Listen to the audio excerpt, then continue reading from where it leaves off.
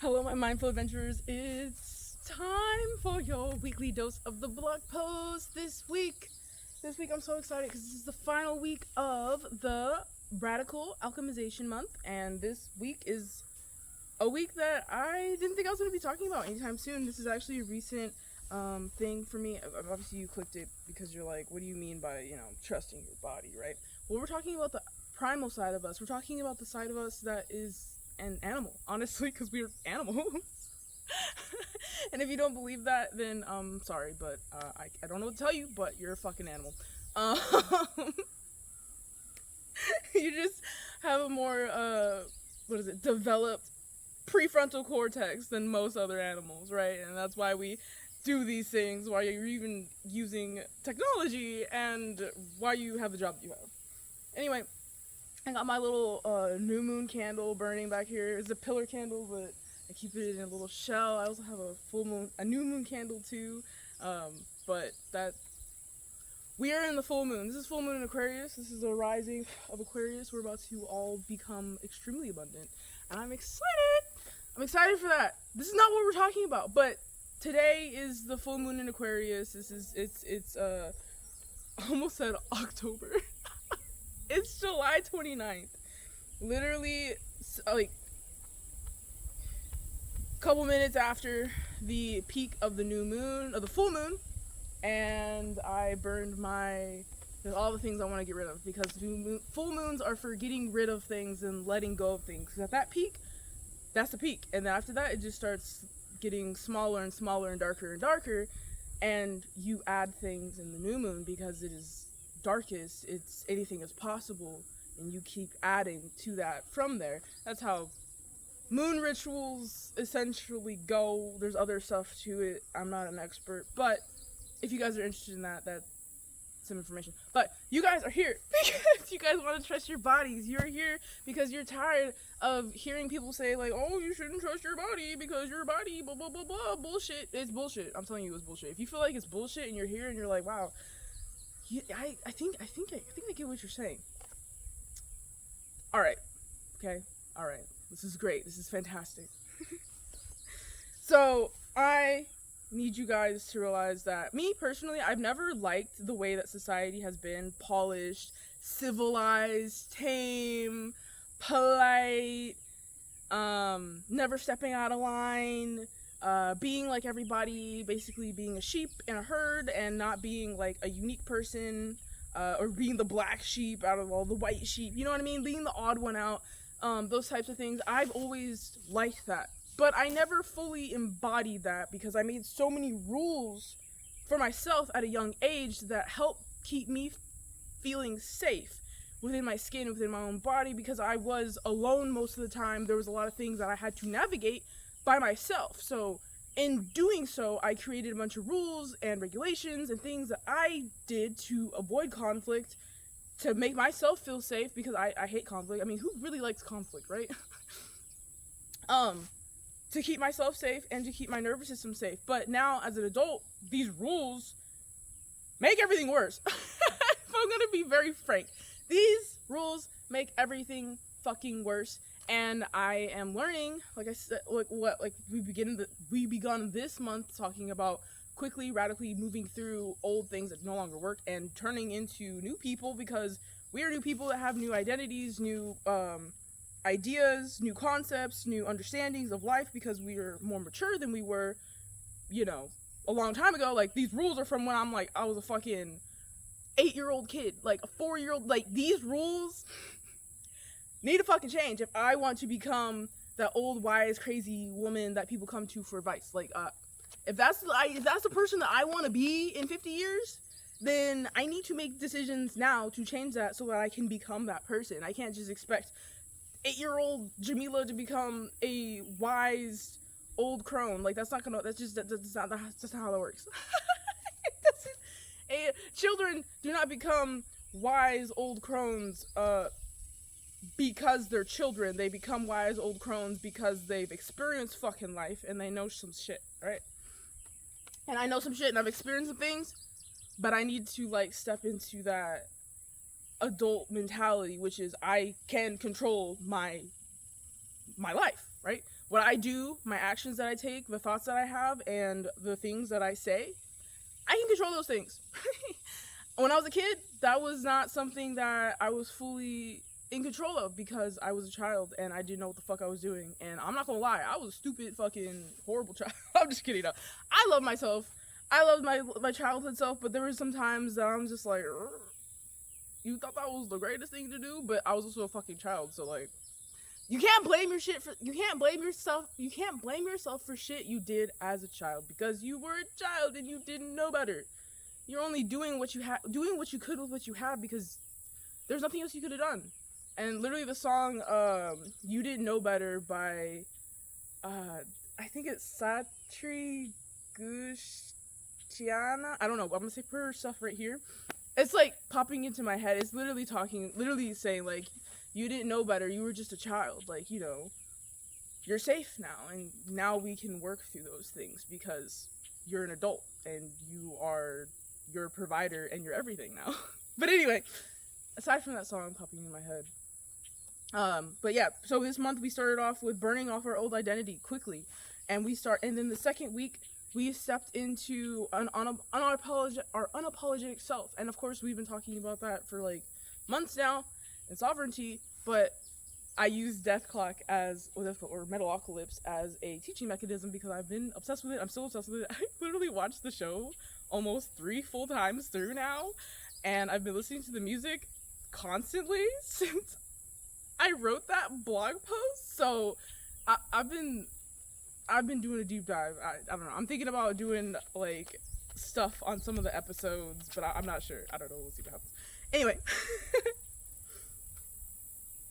So, basically, what I'm trying to tell you guys is stop trying to logic and analyze everything, because some things you can't logic and analyze. Some things are things, like I said, they're from your childhood, and they don't really make sense, and so you have to, like, understand that this stuff is old, and it's still running your life because you haven't taken the time to change it or to adapt it to work towards something that works for you, and so now you have to work through it for something that works for you because now it no longer works. And you're realizing, hey, that rule that I made doesn't work for me now. It doesn't align with the person that I want to become, right? Because you have control over that now. And so I want you guys to realize that your body doesn't understand logic like your mind does. And your body is not a problem. It's not broken. It's not something to be solved. It's not any of those things, right? It's here for you to help keep you safe and to keep you alive. And ultimately, that's all that a body, not all that it does, right? There's more to it than that. But that's typically all that your body can do. So it keeps you in the present moment, right? Like this meat suit, this flesh. I am sweating right now. You best believe I'm feeling all the little individual sweat droplets and stuff. And I'm just like, I'm right here in the moment. Okay, so we have 3 intelligent centers in our bodies. And I'm also going to explain how our bodies listen too, because listen and express to us, because a lot of times our bodies are talking to us, and like you're like not even paying attention. Before I dive into that though, I do want to disclaim that I am not a medical professional. I am not a psychology professional. Yeah, a medical professional in like the sense of pets in the future, because I'm a pre-vet med and undergrad psychology. But right now, I am not accredited, okay? I don't think of this as, like, tips and tricks and things that you can try. But if you have any strange sensations or feelings or things in your body that you've not had before and you don't know where they're coming from or what's going on, please go see a doctor, a medical professional. I'd rather you be safe than fucking sorry, because sometimes things pop up and you're like, well, that's weird. And then you ignore it. And then, like, I don't know, 6 months later, you find out, something that could have been prevented 6 months ago when you first had symptoms is now unpreventable. So, or unreversible. So, please, get yourself checked out, right? Now, let's dive into the 3 main intelligence centers in our bodies. We have our brains, right? I was talking about the cerebral cortex, or not the cerebral cortex. Cerebral cortex is back here. I was talking about the frontal cortex. But anyway, our brains, right? Our brains are full of over 100 billion fucking nervous cells, right? And that includes all of our central nervous system. So that's all of our brain and our entire spine, all the way down to our tailbone, right? And that connects everything together. And literally without that, we wouldn't be living. The second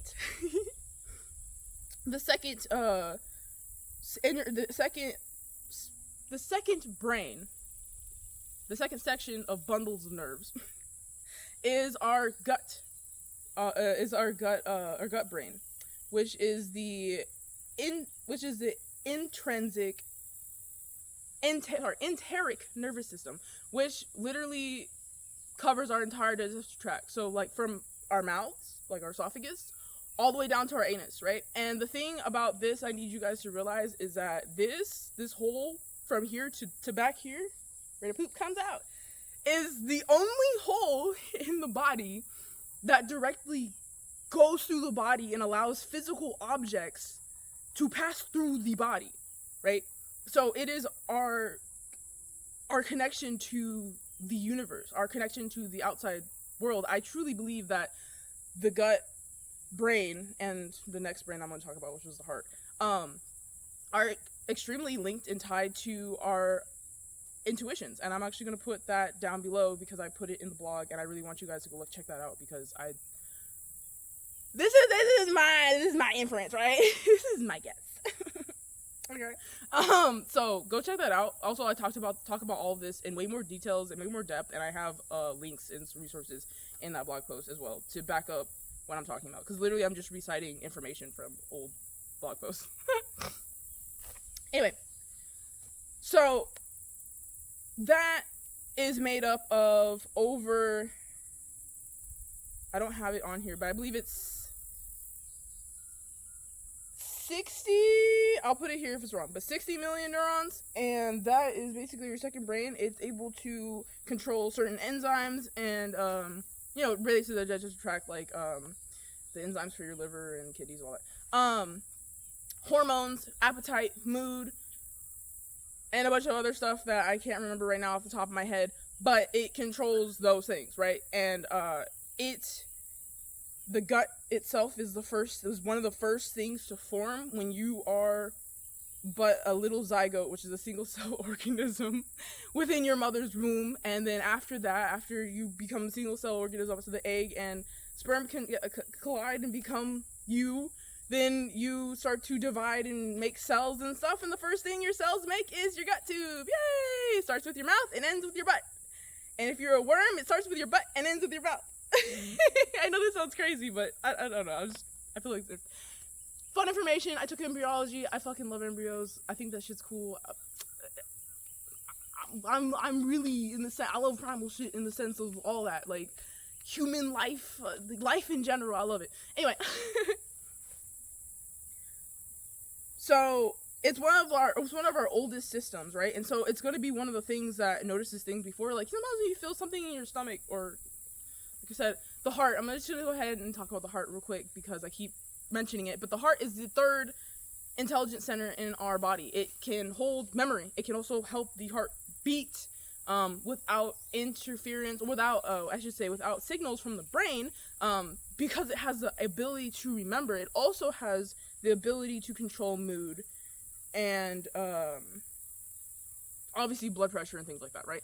And so all of that affects our overall health and our overall daily activities and behaviors. Just making sure my candle's still doing its thing. But both the heart and the gut are able to sense and feel things before your brain even makes sense of them. Well, and the thing about your brain, right, is that it likes to mindfuck everything into submission. So if information from your gut and your heart go into your brain, like, let's say, oh, you feel something weird, and your brain's like, oh, am I hungry? Maybe I ate something wrong. Maybe I have indigestion. Maybe blah blah blah blah blah blah blah blah blah blah blah blah blah blah blah blah. And it's like, really, actually, no, that's not even what the gut was trying to explain to you at all. It's like telling you that, hey, this person or situation is bad, and we should not go around that. And sometimes the heart does the same thing. And one of the biggest things I want to tell you guys is the language. Like, it's all about sensations, emotions, and energy. It has nothing to do with words and logic. Like, you can tell yourself all day long, I want to do X, Y, and Z, but your body is not going to fucking understand that. You have to back it up with words, actions, emotions, energies, sensations, things of that nature. So if you want to embody a specific mindset, you need to sit down with yourself and really think about, what does that mean? What does your mind look like? What do your actions look like? And like feel that in your body, because if you don't feel that in your body, then it just exists as bullshit that you just thought up and never really went into. It's like you're trying to build a house, right? And you talk about this house and everything, but you never write down the blueprints, and you never clear the area where you're gonna put the house or anything like that. You just talk about it and you never do it. That's exactly what that is. If you don't embody that, you're just telling your body, you're saying nice words and shit, but you're not doing any fucking actions for it. So it's important to back those things up. So one of the main ways you can interpret those parts of your body when they're trying to speak to you is through expansion and contraction. If something feels good in your body, right? It feels expansive. It feels like for me, it literally feels like something from like my core, like from my chakras. I didn't talk about this in the blog post at all, but in my chakras, I feel like, so right here's the solar plexus chakra, which is like where your creativity and, not creativity, but your self-expression and everything is. And then you have your sacral right here, which is like a lot of creativity and other things, and then the root. But anyway, I feel things when I'm trying to make a decision. I will feel them from these energy centers, and usually they'll expand like this. Like I feel like a tingling sensation or whatever move through my body and expand, and I know like, okay, this is something that I need to look into, right? But if I feel like I'm being constricted and things are getting tight, and maybe I do feel, sometimes I feel indigestion, sometimes it hits like indigestion, then I know like, hey, I need to look at this and be like, maybe this is not something I should go into, like, you know. And sometimes it's a mix of things, because the decision I'm trying to make is multi-layered, and it has different things that I need to look at. And some things about it are like, yes, this is great. Some things about it are like, you need to stay away from that aspect of it. So it can get complicated. But the constriction feeling, it feels gross. It feels tight. It feels like it's literally misalignment, and it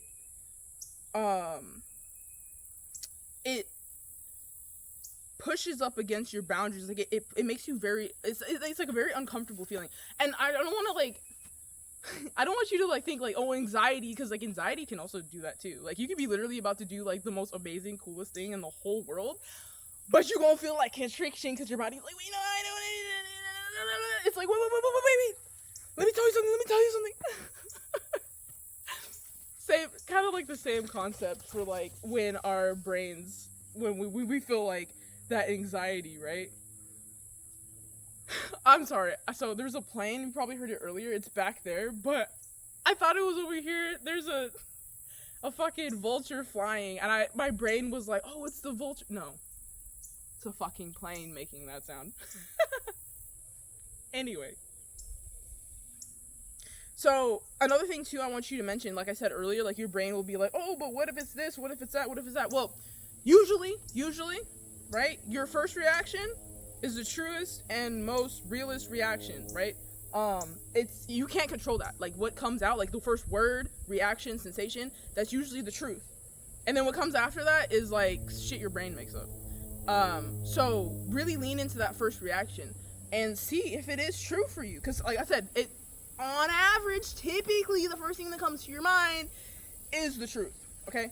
So when you're thinking about making a decision or working through things in your body, like I said, that first thing. Then after that, it's usually other stuff your brain makes up, synthesize.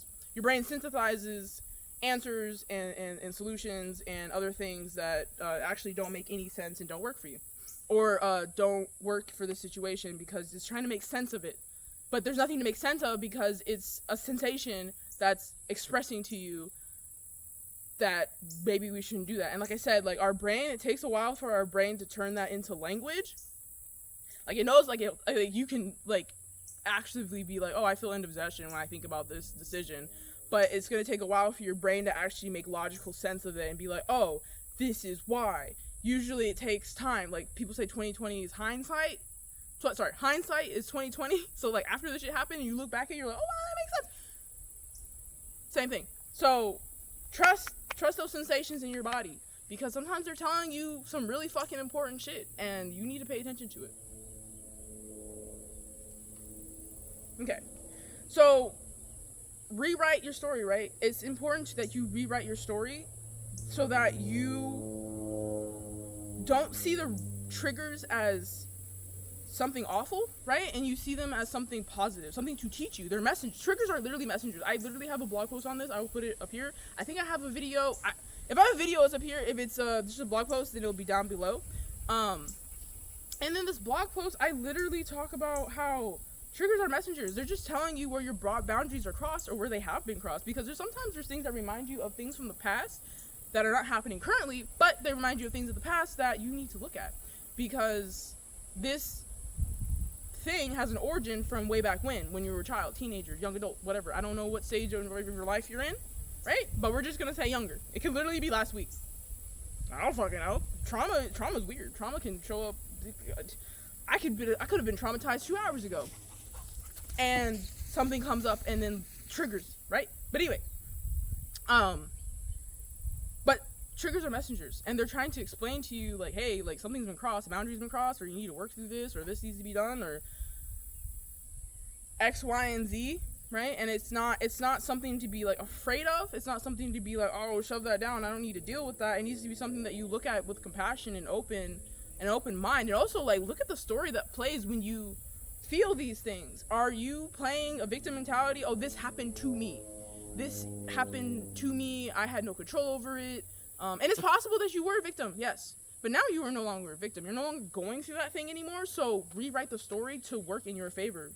Yes, I was a victim. Or be like, that happened so that I understand that, I don't know, shitty people exist in the world. Or that happened and now I understand that I don't tolerate that type of situation very well. Or that happened and I realized that I don't enjoy when X, Y, and Z happens, right? And these stories, right? When you're rewriting the story instead of like, this happened to me, why me? I'm not, again, like I'm saying, like, there's situations where you are not in control. And I'm not saying that you were at some point were not a victim, because at one point you were a victim at the situation where it was happening, but after that, then you take your own power back, right? Yes. Okay. I don't want you guys to be like, oh, she's minimizing all the things that I went through and saying that. No, I'm not. No. Okay?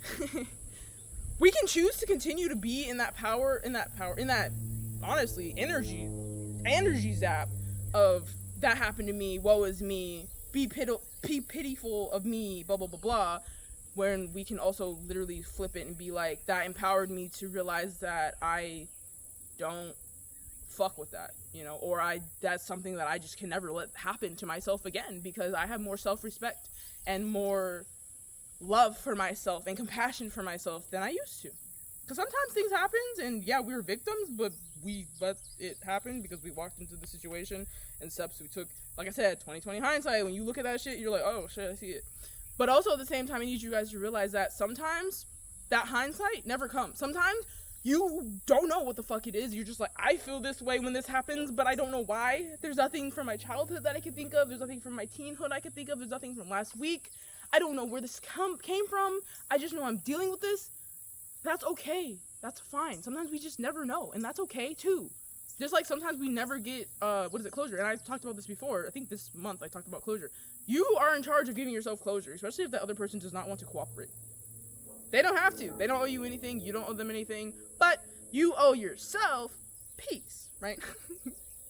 And in order to receive that peace, even when you don't know where the origin comes from, or why, or how, or any of that information, have compassion for yourself and realize, like, oh my gosh, like, I feel like this right now, and I know I don't want to feel like this right now, but maybe if I sit in this emotion for a little bit and let it ride out, I can show up for myself better. Maybe while you're in that emotion, you decide, oh, actually, I need to go do some movements, and while you're doing the movement, you release it, right? And sometimes that's all you need. Sometimes you need to write something down. Sometimes you need to just stare at the fucking wall. Sometimes you need to go outside and look at nature. Sometimes you need to stand in the rain. Sometimes you need to fucking take a shower. Sometimes you have to take a shit. Sometimes you gotta take a deep breath.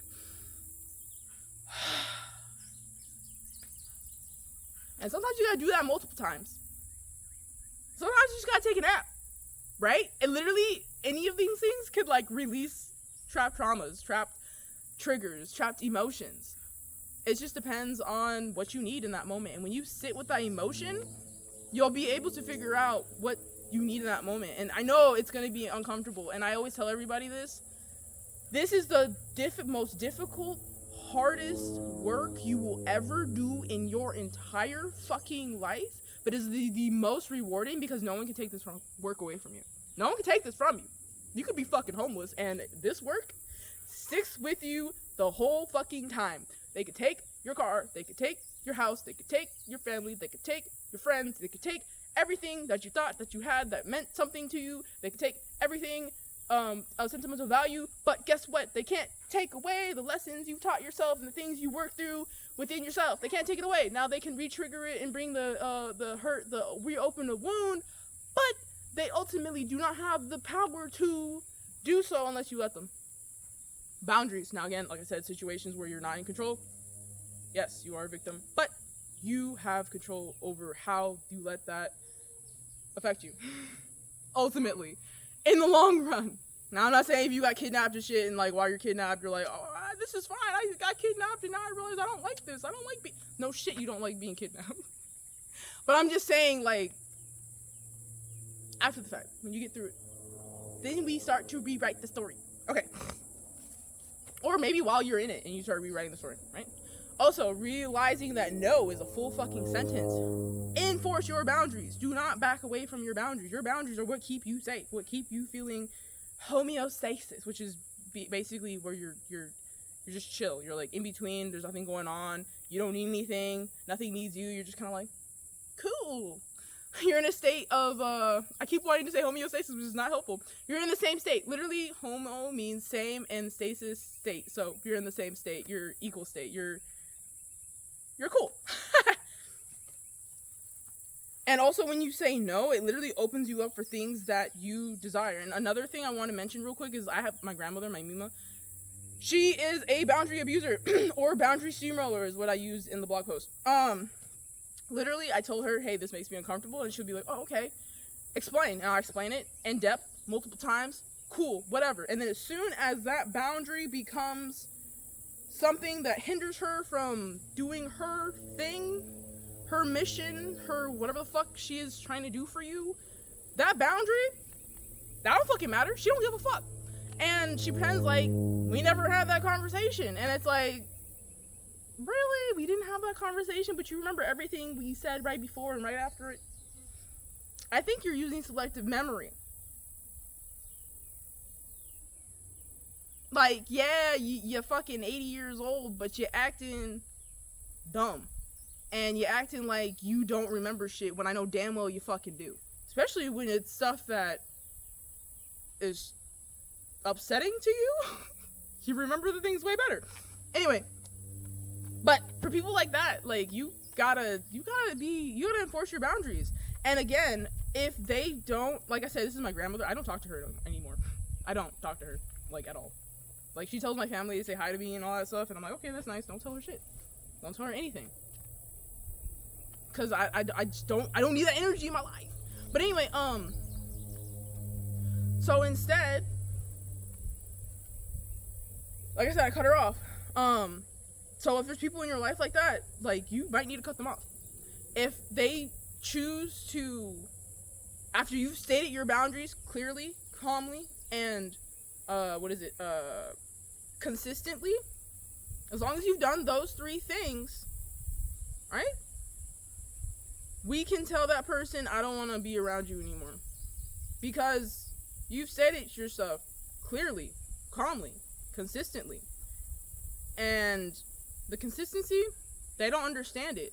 And maybe they will never understand it because they are incapable of understanding it, or they won't understand it because they choose not to fucking understand it, right? And, hold on one second. Because they choose not to understand it. They don't deserve your energy, right? Whether they choose to or they physically can't fucking understand it, they don't choose your energy. They don't deserve it. They don't deserve anything that you have to offer, because why would you give all your energy to a fucking black hole that's never going to return it? And if they do return it, is it even worth your investment? Like, if you're investing money into something and you're supposed to get like a 10% investment, but it only return, and it only comes back with a 2% return, you're like, where the rest of the fucking money you promised me? You said I was gonna, like, you know, I mean, investments don't work like that. Like, sometimes they don't. Sometimes they are less than what you say. But if it's a guarantee, right? Where's that other fucking 8%? So, same thing here with people. So, I want you guys to also, this phrase not came to me, but like, well, it did come to me.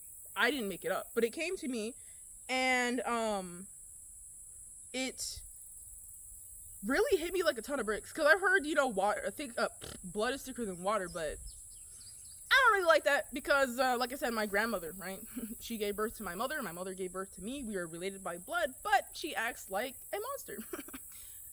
To all of us, not just me. I'm not the only person that has these problems with her, but I'm the only person that I know of has been like, I don't want to talk to you anymore.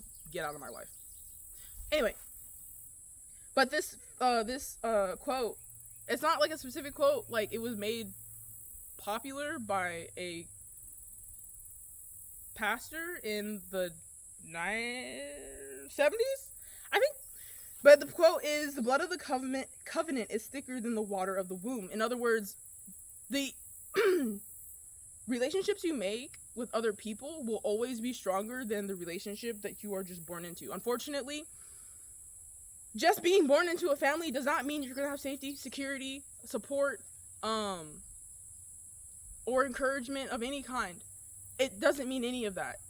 It honestly, some people just don't show up the way that they're supposed to. Like, my dad is one of those people. He's literally, like, I have written him off as a background character in my life because he was, like, never there. And when I tried to get him to be there, he refused to be there. So, background character status, I don't talk to you either. I don't know what to tell you guys. Shit fucking happens. Some people, they sign up for a role and then they decide, actually, I don't want to do that. That's not something that I'm cool with. And it's like, but you signed up for that role. Okay, whatever. Right? Just let them fuck off and do their own thing. But seriously though, when you choose a relationship with somebody, and especially if it's somebody who, I'm not saying like romantic relationships only, I'm talking about friendships. Like, this could be literally any kind of relationship, platonic or romantic, where you make you can make these relationships with your family. Okay, so I'm not excluding family. I'm not saying family ain't shit. Some family ain't shit. Not all family ain't shit, right? I have some family members that I absolutely love and adore, and they love and adore, and they support me. And I love them, and I am grateful for them. But for the people who don't love and adore and support me, that are family members, fuck off! Anyway, but for those, like I'm saying, you can make strong connections with family members. That's not, like, illegal or something, right? You can do that. And they can be strong covenant bonds, right? And that's still gonna be thicker than somebody who just doesn't care. Okay? I think that's better. Because this alignment with this sentence literally is like surrounding yourself with ride or dies who actually accept you as a human being, not a human doing. Like, not, what can you do for us? What can you do for us? That's not what they're here for. They're here for you just existing and being. In your highest and lowest state, they're here for you. Those are what covenant friends are. That's what covenant relationships are, right? So I want you guys to practice your somatic integration. So practice it through grounding practices. I've linked the grounding post up here for the 20,000th time. I have like four or three. No, I think I have four.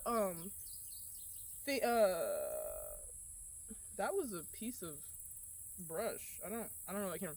I have 4 articles on grounding, and I'm gonna put one of them here, and the rest of them, if you want to go look for them, they will be on the site. So, fun times.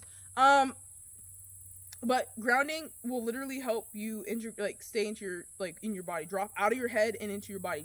Breath work, like intentional breathing, because when you're intentionally breathing, that's one of the few things in our nervous system that we can actually have full control over, is our breathing.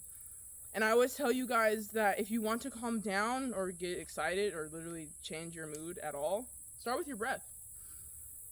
The slower and calmer your breaths are, the calmer your nervous system is, and the more likely you will drop into like that rest and digest state, rather than being in the fight, flight, fawn, freeze state. So remember that. If you feel like out of control or really anxious, just take some time to breathe. Like a minute, 2 minutes. Like, it doesn't even need to be crazy.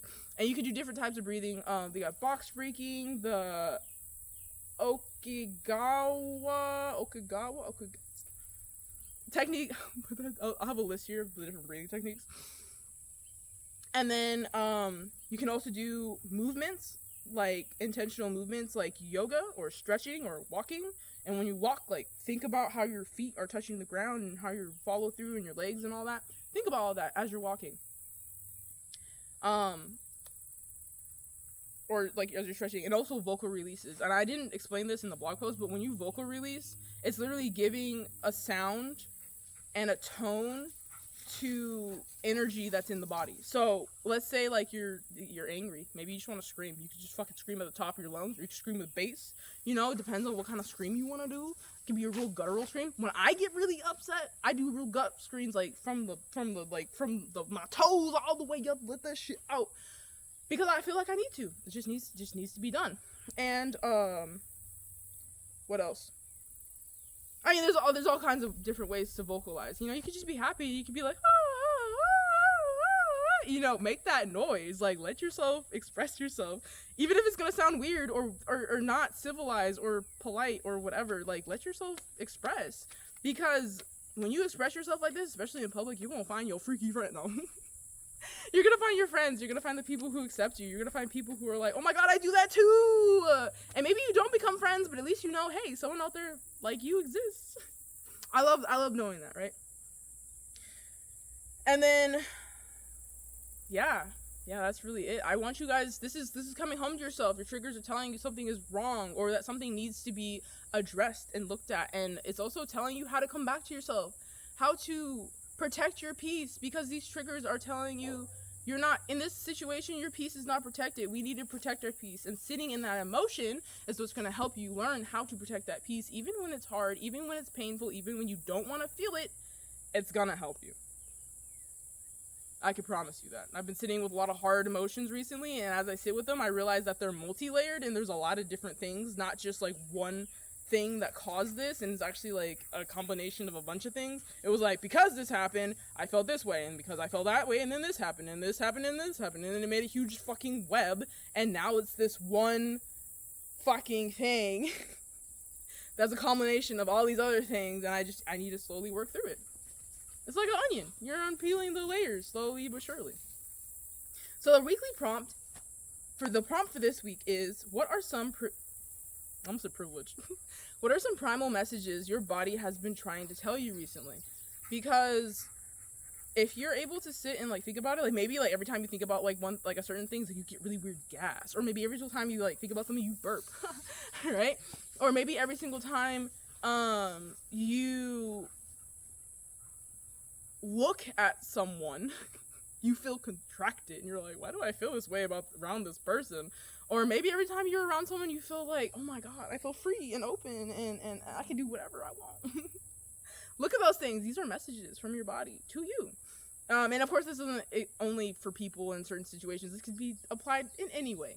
It could literally be applied to a thought that you have every single day, and you're like, I don't know where this thought comes from, but every time I feel this thought, I feel a certain way in my body. What is that sensation trying to tell me? That's where you go after that.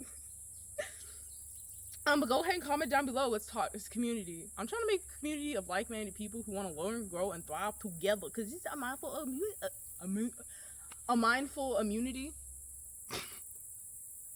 Maybe in the future I'll come up with a community shots or some shit. But anyway, this is a mindful adventure community. We're a community. I don't know why I did that. I totally forgot to tell you guys, if you guys want to go check out the blog post, it'll be down below. It's listed, it's titled A Wild Heart and Primal Wisdom, the Alchemy of Trusting Your Body, because we're trusting our bodies. This is all about body trust. This is all about trusting that our bodies know how to handle ourselves, because we were born into these bodies. They have everything, even if it doesn't seem like it. It has everything in it that we'll ever need or desire in this lifetime, all packed up into one amazing package, which is this meat suit. Well, not this one, but, you know, yours.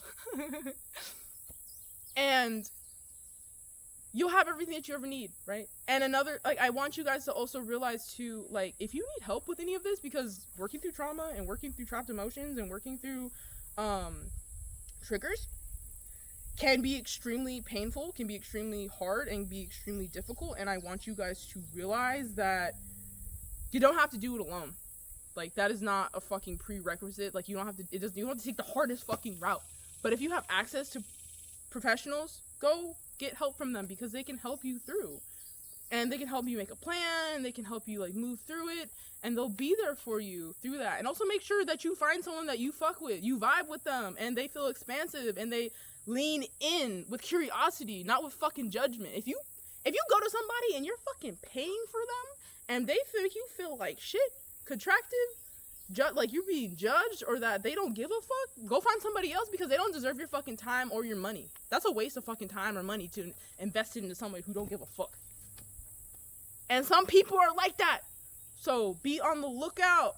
Pay attention to people in your field, even if you're paying them. Because if you have people in your house and they're fixing your floor and they feel like gross, nasty sons of bitches, and you don't know why, and then 3 months later into the project they're still not done, and they took off with your money, and now you're like, what? You could have fired them way earlier when you felt about them, right? Anyway, if you guys want more of this energy sent straight to you on your phones, you can find that down below in the link tree. You can find all the links to all my social medias. That'll also be on the channel homepage. And then, of course, if you want to give to this, because that would be fucking amazing, because I got bills coming up for a mindful adventure to keep the website going and all of that, you can help with that too on the link tree down below. And the support me also be in the bottom of the all the pages on the website. The support me tab, I have links to different payment apps you can use.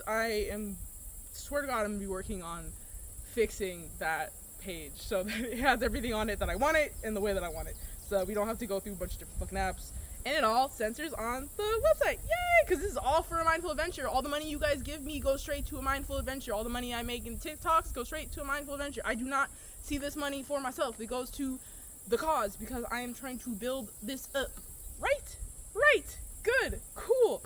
So I love you guys, right? I want you guys to comment down below. Tell me if this is helpful. Tell me if you love this. Tell me if you want more.